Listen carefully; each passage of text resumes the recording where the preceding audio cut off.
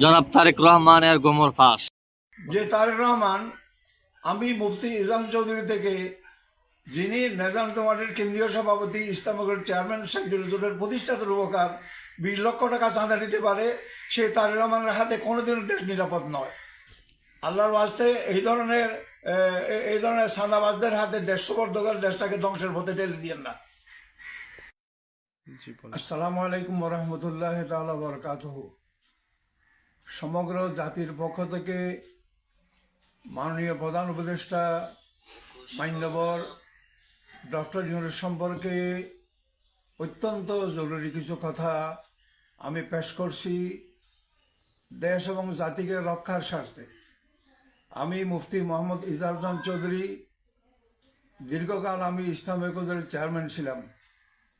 আমি সাইদুল জোটের রূপকার প্রতিষ্ঠাতা, পাকিস্তান প্রতিষ্ঠাতা দল নিজাম ইসলাম পার্টির আমি কেন্দ্রীয় সভাপতি ছিলাম 30 বছর। আমার বাসভবন থেকে সাইদুল জোট গঠিত হয়েছিল। আজকে দেশকে ভারতের আগ্রাসন থেকে রক্ষার জন্য কিছু মহাসত্য তিক্ত কথা বলতেই হচ্ছে। আল্লাহর ওয়াস্তে মেহেরবানি করে আপনি ঠান্ডা মস্তিষ্কে কথাগুলি শুনবেন, অনুধাবন করবেন।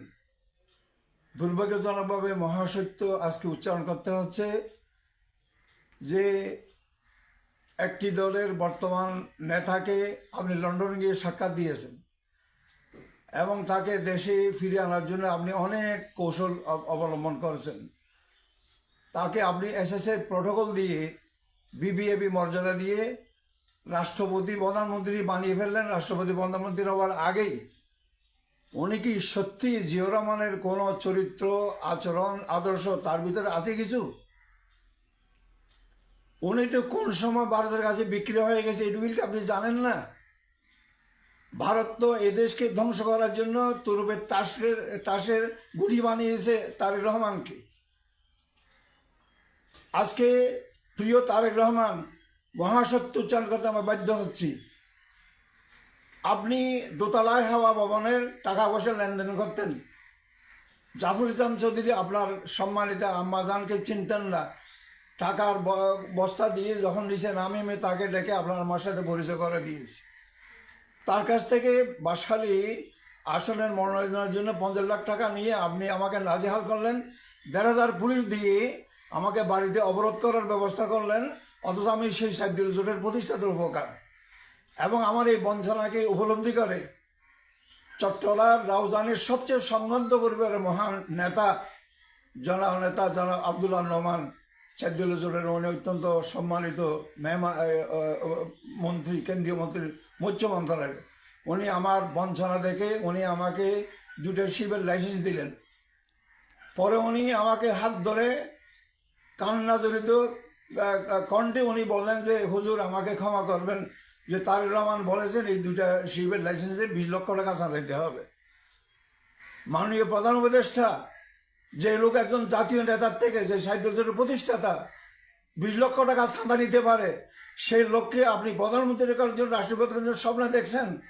দেশটা কি আপনি তারেক রহমানের মাধ্যমে ভারতের কাছে তুলে দিতে চান? অতএব আমি 2-3 মাস আগে আপনাকে অনুরোধ করেছিলাম, জাতীয় নির্বাচন নয়, আপনি জাতীয় সরকার গঠন করুন।